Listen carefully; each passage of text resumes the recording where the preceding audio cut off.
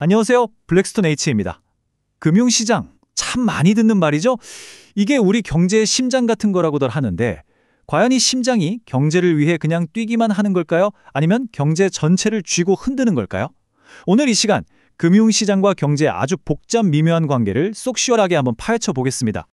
자, 본격적으로 시작하기 전에 오늘 이야기 전체를 꿰뚫는 질문 하나 던져볼게요. 금융시장은 과연 경제 상황을 그저 비춰주기만 하는 거울일까요?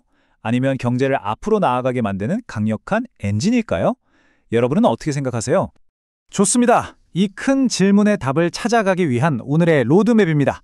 시장이 정보를 어떻게 다루는지부터 시작해서 회사 내부의 구조적인 딜레마를 들여다보고 마지막엔 그래서 우리는 어떻게 투자해야 하는지 그 과정까지 차근차근 짚어볼 겁니다. 첫 번째 주제입니다. 시장이 어떻게 보면 우리 경제에 거대한 정보 처리 장치, 즉 중추신경계 같은 역할을 하거든요. 이게 무슨 말인지 한번 보시죠. 바로 이겁니다. 우리가 매일 보는 주식 가격 있죠? 그게 그냥 숫자가 아니에요. 그 기업의 미래가 어떨지에 대한 온갖 정보가 압축된 하나의 신호인 셈이죠. 그리고 시장은 바로 이 신호를 보고 돈, 즉 자본을 가장 필요한 곳, 가장 성장 가능성 높은 곳으로 똑똑하게 보내주는 역할을 합니다. 정말 중요하죠. 자, 그럼 이제 시선을 돌려서 현대 기업의 내부 구조를 한번 깊숙이 들여다보겠습니다. 이 질문 정말 현대 자본주의의 핵심을 찌르는 질문입니다.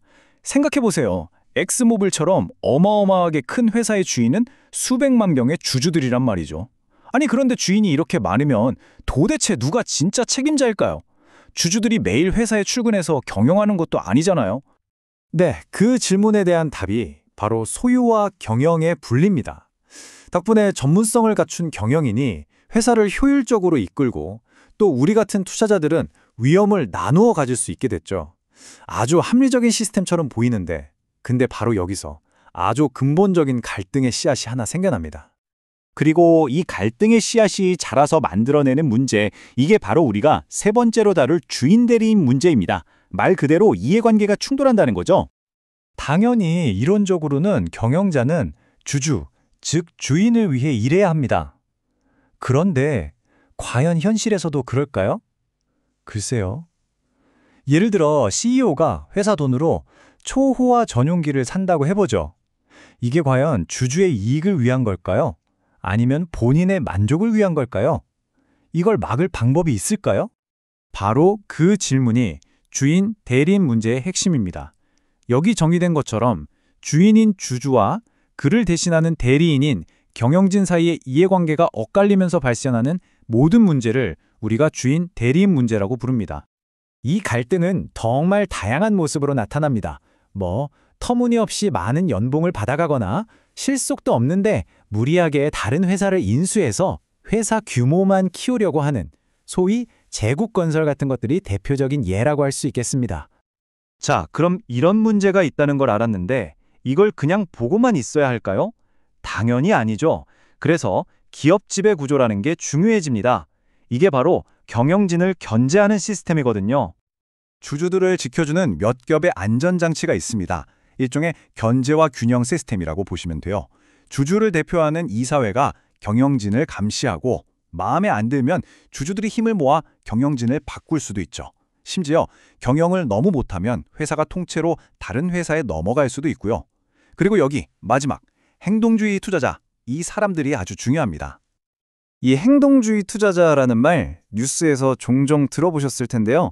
아마 경영진을 견제하는 가장 직접적이고 강력한 수단일 겁니다.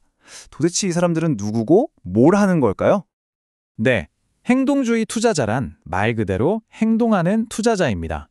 특정 회사 주식을 아주 많이 사들여서 대주주가 된 다음에 그걸 바탕으로 경영진한테 배당금을 늘려라, 사업부를 매각해라, 이렇게 아주 적극적으로 변화를 요구하는 사람들이죠. 화면에 보이는 칼 아이칸이 바로 이 분야의 전설적인 인물입니다.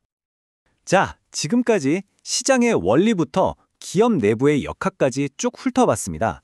이제 이 지식을 바탕으로 우리 같은 투자자는 실제 투자를 할 때 어디서부터 시작해야 하는지 그 과정을 한번 살펴보겠습니다. 모든 투자는 크게 두 가지 결정으로 시작됩니다.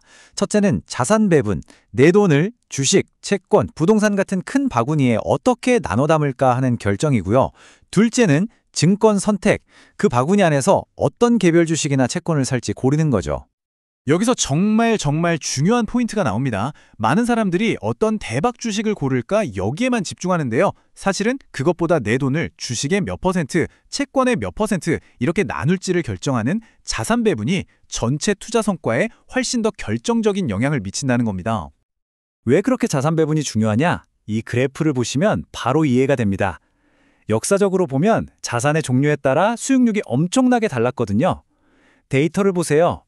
주식은 채권보다 훨씬 위험하지만 그 위험을 감수한 대가로 연평균 6.9%나 더 높은 수익, 이른바 위험 프리미엄을 안겨줬다는 걸 알 수 있습니다. 자, 오늘 우리는 시장의 역할에서 시작해서 기업 내부의 갈등, 그리고 투자자가 첫 발을 내딛는 방법까지 함께 알아봤습니다. 이제 마지막 질문은 바로 여러분께 드리는 질문입니다. 오늘 배운 것들을 바탕으로 여러분의 투자 여정은 과연 어디서부터 어떻게 시작될까요? 한번 진지하게 고민해 보시죠.